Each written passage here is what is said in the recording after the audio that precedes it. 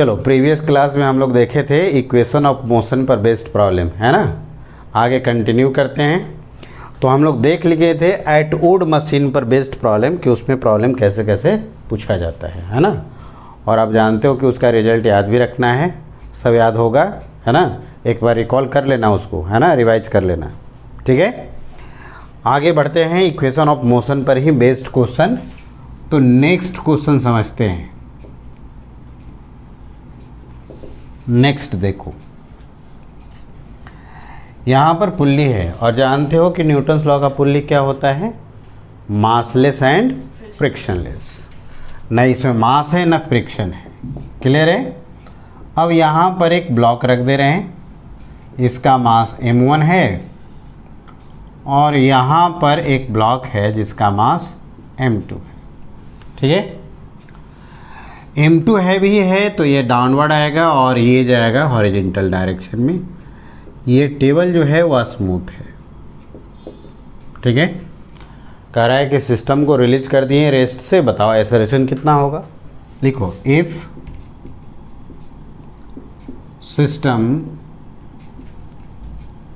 Release from rest, release from rest, then find. A part में लिखो acceleration of block, acceleration of block. B part में लिखो tension force in a string, tension force in a string. और C part में लिखो तो force exerted bye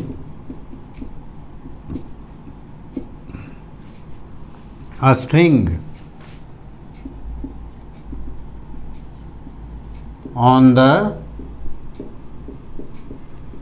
pulley, ठीक है। चलो समझते हैं। स्टेप याद है ना वर्किंग रूल का। पहला स्टेप क्या है, identify the frame of reference. तो ये दोनों ब्लॉक का मोशन तो इस टेबल पर हो रहा है, तो हम टेबल को क्या मानेंगे, फ्रेम ऑफ रेफरेंस। और टेबल क्या है, रेस्ट में। अगर टेबल रेस्ट में है तो ये कैसा फ्रेम हो जाएगा, इनर्शियल। और अगर इनर्शियल है तो सीडो लगाने की ज़रूरत है कि नहीं है, नहीं, यहाँ तो सीडो लगाने की कोई ज़रूरत नहीं है ना। डायरेक्टली न्यूटन्स लॉ अप्लीकेबल है ना। इसके बाद का नेक्स्ट स्टेप बताओ, क्या बताए थे, फ्री बॉडी डायग्राम ड्रॉ करना है ना। चलो फ्री बॉडी डायग्राम देखते हैं। ये ब्लॉक का वेट फोर्स किधर लगेगा, वर्टिकली डाउनवर्ड। और टेंशन फोर्स किधर लगेगा, away from the body along the string, ठीक है। अब इसका इक्वेशन ऑफ मोशन लिखो। तो इक्वेशन ऑफ मोशन का मतलब क्या बताए हैं तुम लोग को, net force is equal to mass into acceleration, यही ना। नेट फोर्स किधर क्यों होगा, डाउनवर्ड डायरेक्शन में ज़्यादा होगा ना, क्योंकि ये ब्लॉक का मोशन किधर हो रहा है, डाउनवर्ड डायरेक्शन में। तो ये वाला फोर्स इस वाले फोर्स से ज़्यादा है, तो नेट फोर्स कैसे निकालोगे, इसमें से इसको माइनस करेंगे ना। जिस ऐसे भी बताए थे कि जिस डायरेक्शन में मोशन हो उस डायरेक्शन वाले फोर्स को क्या मानना है, पॉजिटिव, और उसके अपोजिट वाले को क्या मानना है, नेगेटिव। ऐसे करने से क्या मिल जाएगा हमें, नेट फोर्स निकल जाएगा। क्या निकल जाएगा, नेट फोर्स। तो बताओ नेट फोर्स कितना लिखें, m2g माइनस टी। और net force is equal to क्या होता है, मास इंटू एक्सेलरेशन। तो इस ब्लॉक का मास m2 और एक्सेलरेशन कितना हो गया, a। पहला इक्वेशन। चलो इसका फ्री बॉडी डायग्राम ड्रॉ करो, समझते हैं। टेंशन फोर्स तो लगेगा, किधर की ओर लगता है, away from the body along the string. Weight force किधर की ओर लगता है, वर्टिकली डाउनवर्ड। नॉर्मल किधर क्यों लगेगा, सरफेस पर नॉर्मल लगेंगे ना। क्यों लगेंगे नॉर्मल, क्योंकि यहाँ दो सरफेस कांटेक्ट में है, ब्लॉक कांटेक्ट में है ना। तो जहाँ भी कांटेक्ट में लगेगा, वहाँ जहाँ भी कांटेक्ट में रहेगा वहाँ तो नॉर्मल फोर्स लगता है ना। और नॉर्मल फोर्स ये जो सरफेस है ना टेबल, वो ब्लॉक पर लगाएगा। कैसे लगाता है? परपेंडिकुलरली। और ये वाला टेबल इस ब्लॉक को क्या करेगा? पुश करेगा। क्या कितने एंगल पर? 90 डिग्री पर। ये नॉर्मल हो गया, है ना। अब इसका इक्वेशन ऑफ मोशन लिखना है। तो बताओ किस डायरेक्शन में मोशन हो रहा है? हॉरिजॉन्टल में ना। तो हॉरिजॉन्टल डायरेक्शन में इक्वेशन ऑफ मोशन लिखते हैं। अच्छा ये बताओ इस नॉर्मल का इधर की ओर प्रोजेक्शन कितना होगा हॉरिजॉन्टल में? तो हॉरिजॉन्टल के साथ ये कितना एंगल बना रहा है? 90। तो इसका प्रोजेक्शन इस डायरेक्शन में कितना होगा? n cos 90। cos 90 का वैल्यू 0। मतलब इस फोर्स का हॉरिजॉन्टल डायरेक्शन में कोई इफेक्ट नहीं है। m1g का देखो तो m1g का हॉरिजॉन्टल में अगर देखें तो इसका भी एंगल कितना बन रहा है? 90 डिग्री। मतलब इस m1g का भी कोई इफेक्ट नहीं है किस डायरेक्शन में? हॉरिजॉन्टल डायरेक्शन में। आ रहा है समझ में? इसका मतलब अगर हॉरिजॉन्टल डायरेक्शन में मोशन हो रहा है और फोर्स डायरेक्टेड है वर्टिकल में, तो उसका कोई काम नहीं। ठीक है, तो इस डायरेक्शन में बताओ नेट फोर्स कितना हो जाएगा? केवल यही रहेगा। इसका कोई कंपोनेंट इधर नहीं हुआ, इसके अपोजिट में भी नहीं होगा क्योंकि 90 डिग्री बन रहा है। तो ये फोर्स ना तो मोशन को सपोर्ट कर रहा है ना तो मोशन को अपोज कर रहा है। सिमिलरली m1g भी ना मोशन को सपोर्ट कर रहा है ना मोशन को अपोज कर रहा है ना। तो इसी डायरेक्शन में मोशन हो रहा है, तो इस डायरेक्शन में नेट फोर्स कितना हो गया? t। तो t नेट फोर्स हो गया is equal to mass into acceleration. कोई दिक्कत नहीं ना। अब ये दोनों को सिंप्लीफाई करो और निकाल लो टेंशन फोर्स और एक्सेलरेशन। तो ये बताओ कि ये दोनों इक्वेशन को सॉल्व करना होगा, तो दोनों को ऐड कर देते हैं। तो ये प्लस है और ये माइनस है, कैंसिल हो जाएगा ना। लेफ्ट साइड में कितना होगा बताओ? m2g। राइट साइड में बताओ तो ये दोनों मिलाकर कितना हो जाएगा? m1 प्लस m2 इंटू ए होगा ना। तो यहाँ से एक्सेलरेशन निकालना है, बताओ कितना हो जाएगा? m2g by m1 plus m2। कोई दिक्कत है यहाँ तक? नहीं ना। क्लियर है ना। चलो अब टेंशन फोर्स इस स्ट्रिंग में निकालना है, तो हम इक्वेशन 2 में a का वैल्यू रख देंगे तो निकल जाएगा ना टेंशन फोर्स। तो फ्रॉम इक्वेशन 2, फ्रॉम 2 यहाँ पर t is equal to m1 into a है। m1 हो गया, a का वैल्यू यहाँ से रखो, कितना होगा? m2g by m1 plus m2। अब टेंशन फोर्स का वैल्यू कितना हो गया? m1 m2g by m1 plus m2। कोई दिक्कत है यहाँ तक?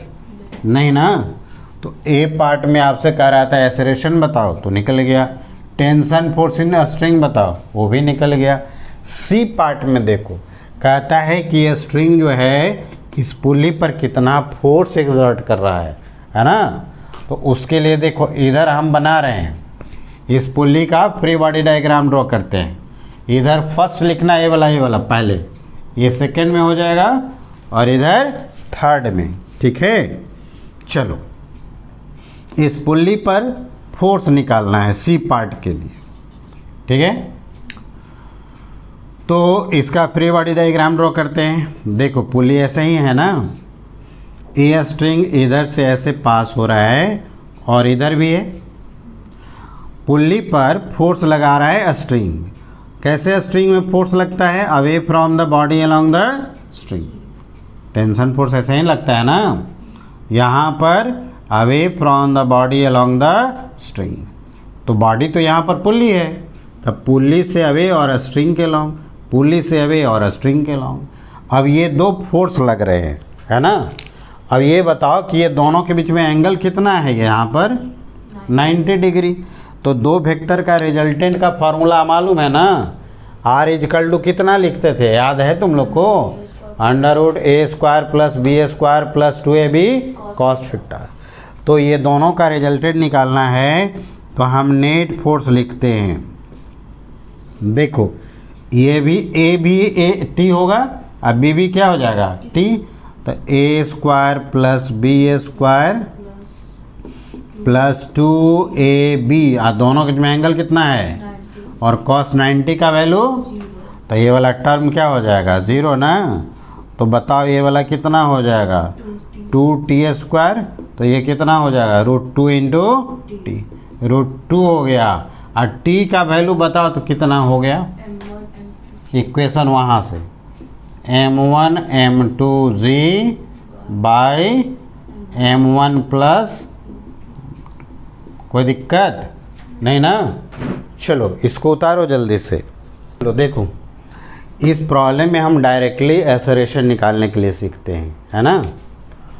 तो डायरेक्ट निकालने के लिए बताए थे ना, एक्सेलरेशन क्या होता है, नेट फोर्स बाय मास, है ना। ये बताओ कि ये दोनों सिस्टम पर एक्सटर्नल फोर्स कौन लग रहा है, mg। टेंशन फोर्स इंटरनल नहीं है, ये दोनों ब्लॉक के बीच में है, इसलिए ये फोर्स हो गया इंटरनल, है ना।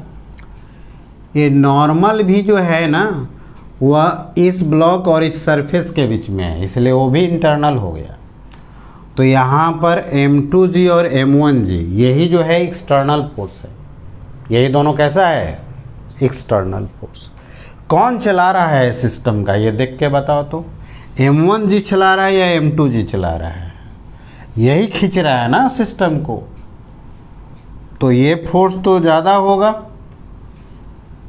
ये वाला फोर्स जो m1g है इस मोशन को सपोर्ट कर रहा है कि अपोज कर रहा है। इसका प्रोजेक्शन इधर की ओर कितना हो जाएगा, इसके अलोंग, और इसके अलोंग भी।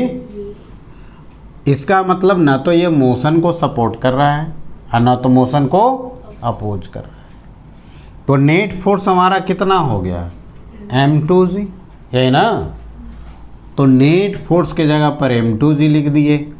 और total mass of the system, total mass of the system कितना हो गया, m1 प्लस m2।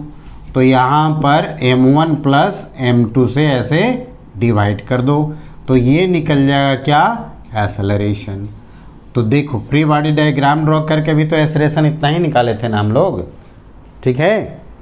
तो डायरेक्टली निकालना होगा acceleration, the net force by total mass of the system कर देना है ना। चलो आगे बढ़ें, तो इसको भी उतार लेना है ना, net force by total mass of the system.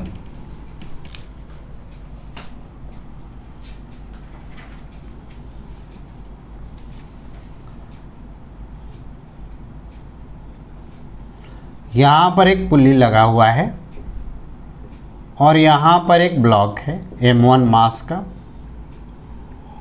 और इधर जो है वह m2 मास का ब्लॉक है। कितने मास का, m2 मास का ब्लॉक है, ठीक है। ये टेबल है और ये जो है वो थीटा एंगल बना रहा है। स्मूथ सरफेस है, रफ नहीं है, स्मूथ है। कहता है सिस्टम रिलीज कर दिए रेस्ट से, बताओ ब्लॉक का एक्सेलरेशन क्या होगा और टेंशन फोर्स कितना होगा, है ना। क्वेश्चन लिखो, if system release from rest,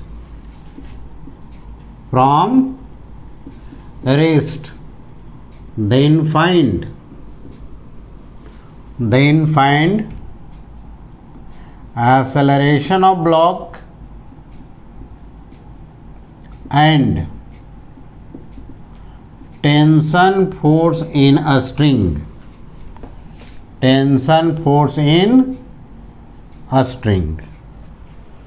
string में टेंशन फोर्स भी बताना है, ठीक है। चलो समझो, पहला स्टेप क्या बताए थे तुम्हें, फ्रेम पहचानना।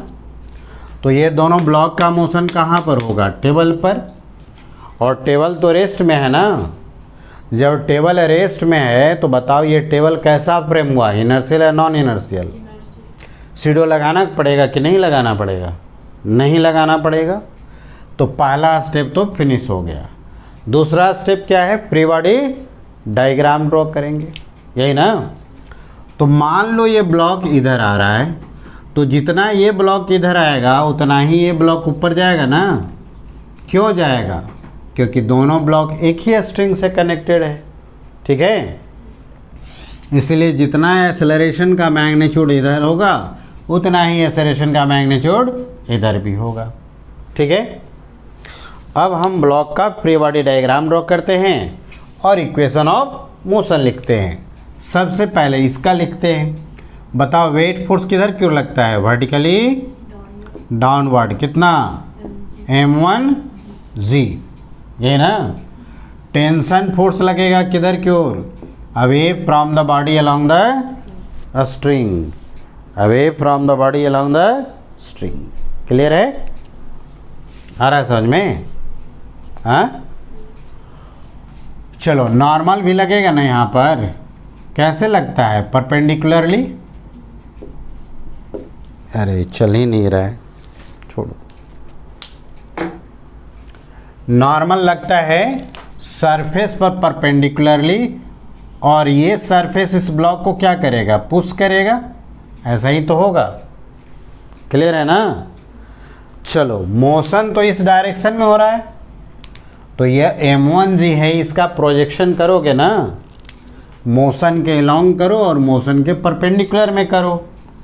तो अगर मोशन के लॉन्ग करेंगे तो बताओ तो ये वाला एंगल कितना हो जाएगा? ये थीटा है 90, ये कितना हो जाएगा? तो m1g का इधर प्रोजेक्शन बता सकते हो ना? हाँ, m1g cos 90 माइनस थीटा लिखते हो ना, तो अब किस में बदल जाएगा? साइन थीटा में, ठीक है। और अगर इसका इस डायरेक्शन में करना है तो ये 90 माइनस थीटा है, तो ये थीटा हो जाएगा, क्योंकि ए वाला लाइन और ए वाला लाइन एक दूसरे पर क्या है? परपेंडिकुलर। तो ये 90 माइनस थीटा हुआ, तो ये कितना हो गया? थीटा। इसका इधर प्रोजेक्शन करो, बताओ कितना हो जाएगा? m1g cos theta. कोई दिक्कत नहीं ना? चलो अब इसका इक्वेशन ऑफ मोशन भी लिख देते हैं। ये ब्लॉक किस डायरेक्शन में जा रहा है? इस डायरेक्शन में। तो इस डायरेक्शन वाले फोर्स को क्या मानेंगे? पॉजिटिव, और इसके अपोजिट वाले को नेगेटिव। इधर तो परपेंडिकुलर डायरेक्शन में है ना। एक बात और समझो, दो परपेंडिकुलर डायरेक्शन में प्रोजेक्शन ले लेंगे तो ये जो फोर्स है ना उसका वैल्यू नहीं बचता है, तो ये आप हटा सकते हो, है ना। इधर और इधर परपेंडिकुलर डायरेक्शन में इसका प्रोजेक्शन कर लिया ना m1g का, तो आप इसको चाहो तो हटा सकते हो, नहीं है, ठीक है। मोशन इधर हो रहा है, ये दोनों फोर्स तो इसके परपेंडिकुलर होगा ना। तो अभी प्रीवियस प्रॉब्लम में बताए थे ना कि मोशन अगर हॉरिजॉन्टल में हो रहा है, वर्टिकल में फोर्स है, तो उसका कोई इफेक्ट नहीं होता है, क्योंकि उसका उस डायरेक्शन में प्रोजेक्शन कितना हो जाता है? जीरो। प्रोजेक्शन का मतलब क्या बताए थे? इफेक्ट। उस डायरेक्शन में इफेक्ट ही नहीं रहेगा। चलो इसका इक्वेशन ऑफ मोशन लिखो। तो इस डायरेक्शन वाले फोर्स को क्या लेंगे? पॉजिटिव। कितना? m1g, इसके अपोजिट में नेगेटिव। ये नेट फोर्स हो गया, is equal to mass of the block into acceleration.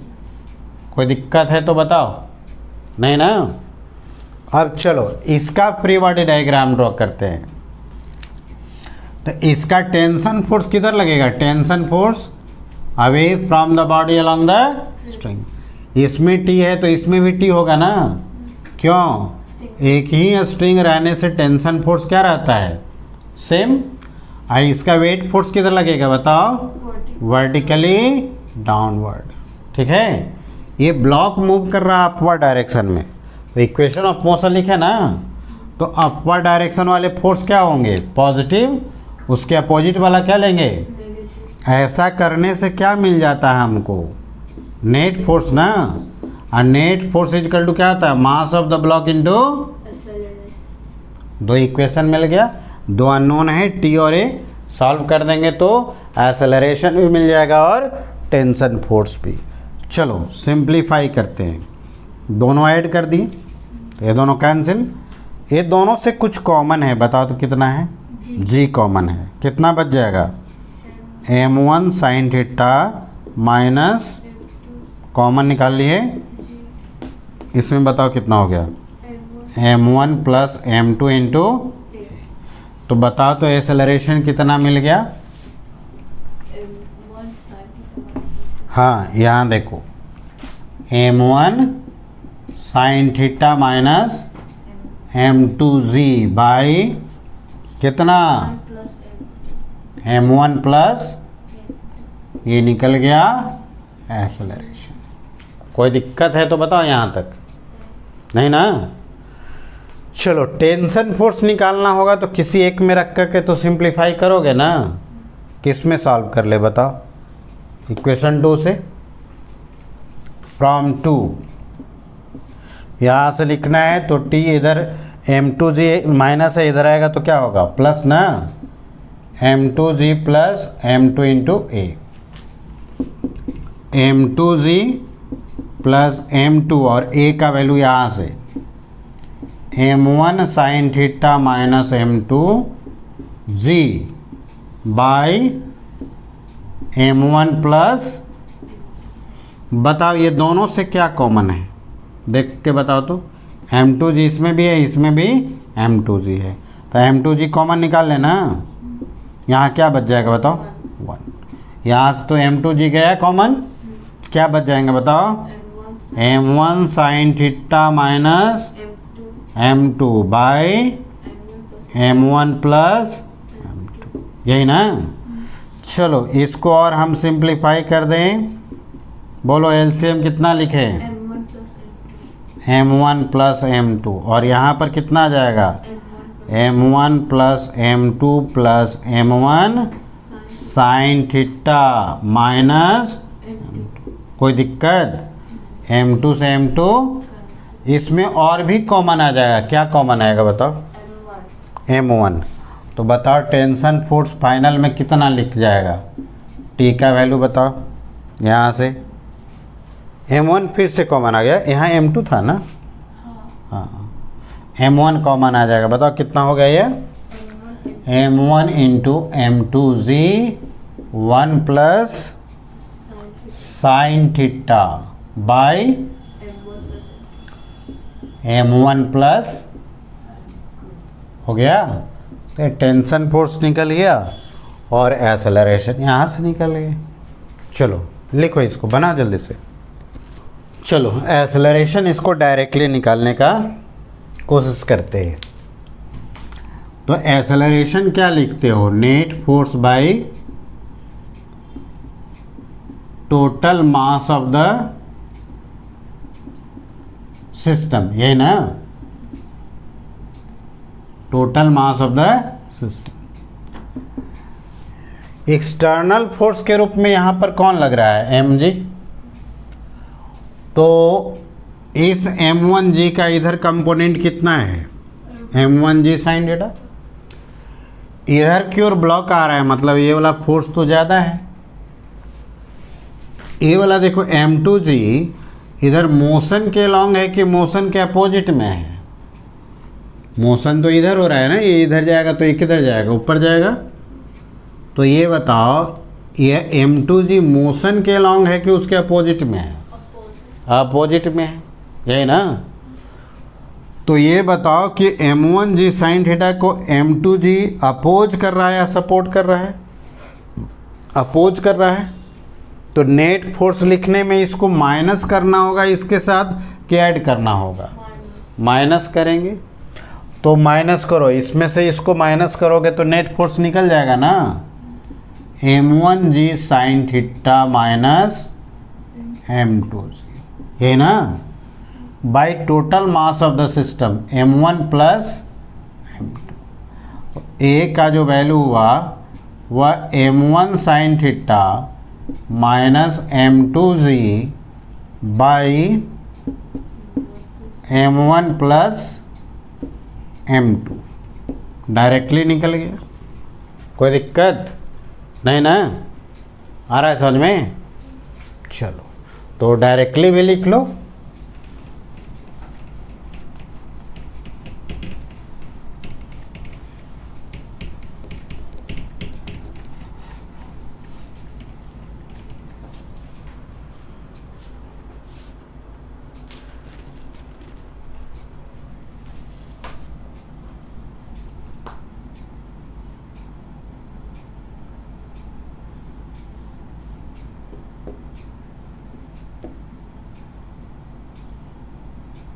चलो नेक्स्ट क्वेश्चन देखो।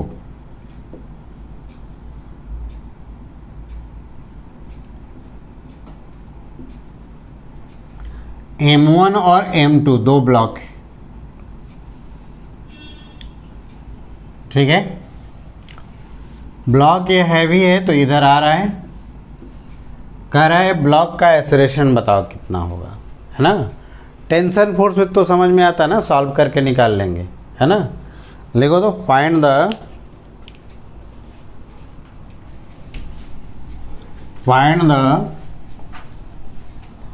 acceleration of block, find the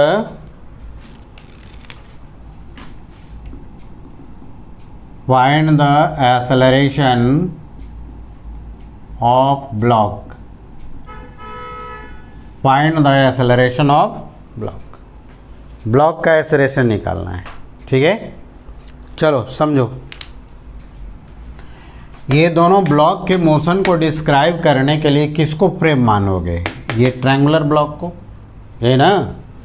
triangular block rest में है, कैसा है बताओ, कैसा फ्रेम मानोगे इसको? इनर्शियल। सीडो लगाने की ज़रूरत है नहीं। उसके बाद का स्टेप बताओ, फ्री बॉडी डायग्राम। चलो इसका फ्री बॉडी डायग्राम करते हैं। देखो समझो, वेट फोर्स किधर लगेगा? Vertically downward. टेंशन फोर्स किधर लगता है? Way from the body along the string. Normal लगेगा ना इधर की ओर, N1 कह दो, कोई दिक्कत नहीं ना। अब M1G को मोशन के लॉन्ग और उसके परपेंडिकुलर डायरेक्शन में प्रोजेक्शन करो, तो ए वाला एंगल कितना है? 90। ए वाला एंगल कितना हो जाएगा? तो ये बताओ कि M1G का इधर प्रोजेक्शन कितना हो जाएगा? M1G sine alpha. और इस डायरेक्शन में कितना हो जाएगा? तो ये वाला एंगल कितना हो जाएगा? ये वाला इधर लिख देते हैं ना, 90 माइनस अल्फा। तो ये थीटा नहीं ना, अल्फा ना। तो इसका इधर प्रोजेक्शन बताओ कितना हो गया? M1G। तो अब ये दो परपेंडिकुलर डायरेक्शन में अगर प्रोजेक्शन निकाले तो ये फोर्स हटा भी सकते हैं, मिटा भी सकते हैं, है ना। मोशन इधर हो रहा है, इसका इक्वेशन ऑफ मोशन बताओ। तो इस डायरेक्शन वाले फोर्स को क्या मानेंगे? पॉजिटिव। और इसके अपोजिट वाले को क्या मानेंगे? नेगेटिव। तो मान लो कि ये ब्लॉक ए एक्सेलरेशन से आ रहा है, बताओ इसका इक्वेशन ऑफ मोशन बताओ कितना लिखें? M1G sine alpha minus T is equal to M1 into, कोई दिक्कत नहीं ना। चलो अब इसका थोड़ा फ्री बॉडी डायग्राम ड्रॉ करो। इसका वेट फोर्स किधर की ओर लगेगा? M2G लगेगा ना। इसका भी तो दो डायरेक्शन में प्रोजेक्शन होगा। अच्छा, नॉर्मल लगेगा कि नहीं लगेगा? और सरफेस चेंज हो जाने से नॉर्मल का वैल्यू भी, और टेंशन लगेगा कि नहीं लगेगा? सेम रहेगा कि अलग हो जाएगा? सेम रहेगा। सेम रहेगा क्यों? क्योंकि स्ट्रिंग सेम है, और अगर स्ट्रिंग सेम है तो through out string tension force क्या रहता है? सेम। अब इस M2G का दो डायरेक्शन में प्रोजेक्शन करो। यह है बीटा, ये 90। ये वाला एंगल बताओ कितना हो जाएगा? तो इसका इधर प्रोजेक्शन बताओ हमको कितना हो जाएगा? M2G sign beta. और ये बताओ ये वाला एंगल कितना हो जाएगा?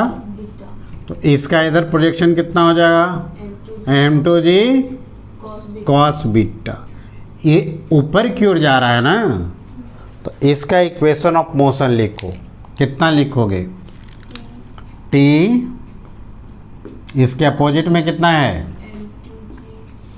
M2G sine is equal to M2 into. अब ये दोनों को सॉल्व कर लो, तो ये दोनों ऐड कर दिए। ये दोनों से बताओ क्या कॉमन है? तो क्या हो जाएगा? M1 sine alpha minus M2 sine beta. G common निकाल लेना। अब इसमें बताओ ये दोनों में से कितना कॉमन आ जाएगा? ए। बताओ यहाँ से ए का वैल्यू कितना लिख दें? डिवाइड करना पड़ेगा ना। बोलो कितना लिखें? m1 minus m2 sine beta into g by m1 plus. कोई दिक्कत है तो बताओ, नहीं ना? क्लियर? दूसरे तरीके से डायरेक्टली भी बता सकते हो। डायरेक्टली थोड़ा बताओ तो। एसरेशन तो कहे थे ना कि एक ही स्ट्रिंग से ब्लॉक कनेक्टेड रहेगा ना, तो डायरेक्टली एसरेशन निकाल सकते हो, है ना? तो डायरेक्ट मेथड देखो, डायरेक्ट मेथड एक्सेलरेशन क्या लिखते हैं? नेट फोर्स बाय पूरे सिस्टम का। अच्छा ये बताओ, ये m1g का इधर वाला कंपोनेंट इस ब्लॉक को मूव करा रहा है ना? तो यह नेट फोर्स तो इधर की ओर इसमें m1g लग गया साइन अल्फा एक्सटर्नल। अब ये बताओ कि m2g साइन बीटा मोशन के अलॉन्ग है कि मोशन के अपोजिट में है? तो यह m2g साइन बीटा इसको अपोज कर रहा है कि सपोर्ट कर रहा है? तो ये बताओ, नेट फोर्स में से इसमें से इसको माइनस करोगे कि ऐड करेंगे? माइनस। बताओ नेट फोर्स कितना लिखे? m1g sine alpha minus m2g sign beta by total mass of the system m1 plus. तो ये बताओ, यहाँ से g कॉमन निकाल लेना। m1 sine alpha minus m2 sine beta g by कितना? m1 plus. Directly tension force निकालना होगा तो किसी एक में डालना पड़ेगा, एक का वैल्यू, है ना? निकल जाएगा। चलो उतारो यहाँ तक।